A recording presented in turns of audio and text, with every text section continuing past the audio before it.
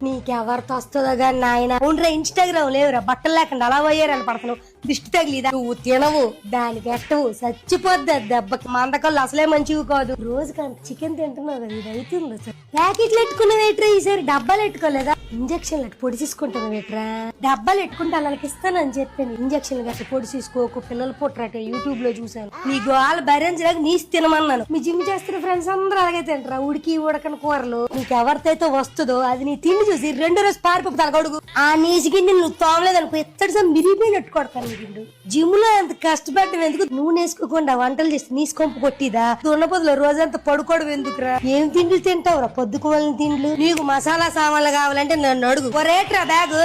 సంతకెళ్తున్నావా gym కి వెళ్తున్నావా మొత్తం కెలిగి ఏది పెడుతుంది అండడు కాలేజీకి కూడా ఏ రోజు అంత పెద్ద బ్యాగ్ పట్టుకెళ్ళలేదు చోబావిడ క్లీన్ చేస్తాడరా మీ తాత